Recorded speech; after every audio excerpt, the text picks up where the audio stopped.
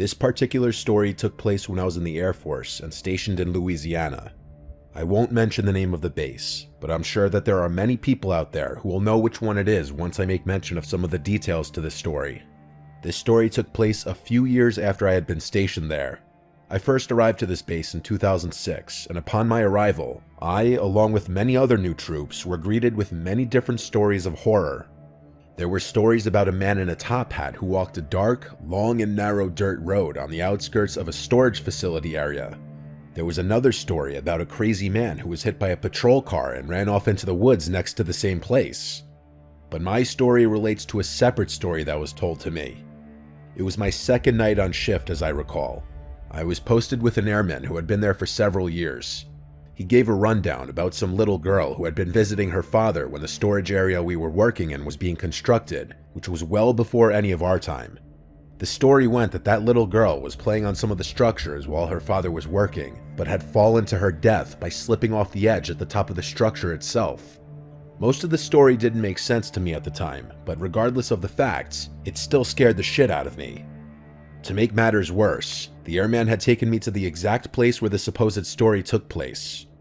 He would shut off the engine and turned off the music as we just sat there in silence.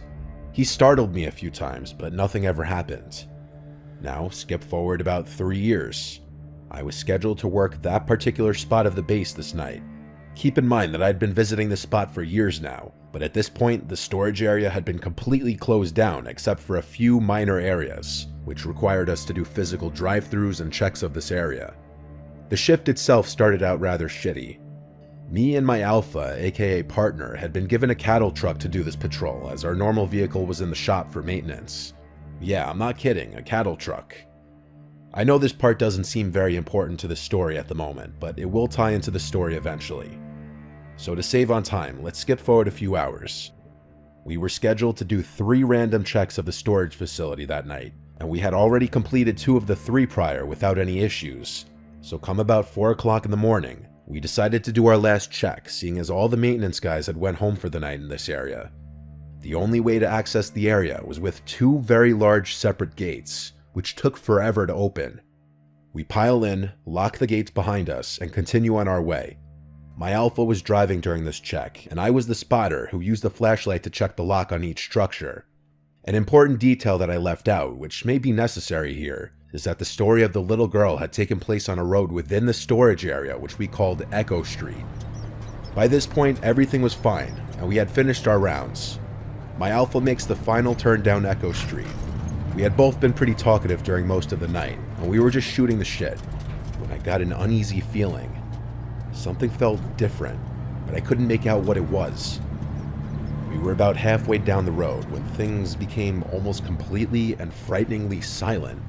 Even the rumble of our cattle truck and the faint noise of the radio playing seemed to become less audible.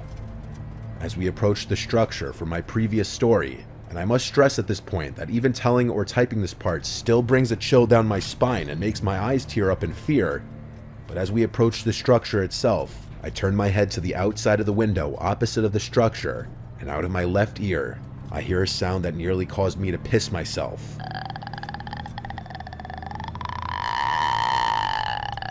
It was the sound of a person groaning or moaning in distress, sort of like the moan of the girl from The Grudge.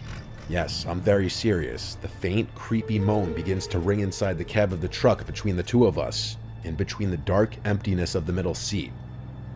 I feel my blood turn cold, and I quickly turn to my Alpha and yell, "Dude, cut that shit out." My Alpha turns to me with a confused look on his face. At this point, he begins to take his foot off the accelerator and asks, "Am I going too fast?" I remain silent for a moment, with my hand in a pausing gesture, and I listen. I hear the noise again. My partner interrupts and asks, "What's wrong?" I quickly turn the music off without saying anything at first, and then I whisper to him, "Do you hear that?" He stops the truck in confusion and listens closely. It was almost dead silent for a second or two when we both hear it this time. That long, chilling groan of a woman. It echoed in my ears. It sounded like someone was struggling to breathe and taking in a giant breath of air while someone was trying to strangle them. The sound was beyond terrifying, and the fact that I wasn't the only one hearing it only made it more of a horrifying experience. I found myself beginning to ask him my original question again. but he quickly interrupts and says with a strong sound of fear in his voice, "What the f*** is that?" We stupidly waited to see if we could hear it again. The rumble of the gates on the back of the truck are easily heard and recognized as they made a sort of metal-on-metal clatter, and the diesel engine has that typical rumble as well. But in between both the noises, we heard it again for the final time. That groan. It sounded even louder, but this time, it sounded like it was coming from both inside and outside of the truck. Like we were being surrounded by whatever was making that noise of distress. Without even making a peep, my alpha puts the truck in drive, and he hauls our asses off that street quicker than I have ever gone on any other street in that entire base. He nearly flips the truck going around a curve, but it doesn't bother us one bit. We were both in an unspoken agreement that we wanted to get out of there quickly. We got to the 2 gates again, and I hopped out of the truck as fast as I could. My alpha watched my back as I quickly opened both gates. He jumped back into the driver's seat, sped out, and waited for me to close both gates as well. Once we completed that task, we quickly returned to the main part of the base, and we requested to meet with our flight chief to tell him what had happened. When we finally met up with him, we expected him to think that we were both full of shit, or that we had just imagined the entire thing, being as it was so late into our 12-hour shift, and we were both tired. But I clearly remember him saying to the both of us, "I completely believe you." As a matter of fact, I had something like that happen to me twice, once in that same place, and the other in that building behind you, as he points at our jailhouse.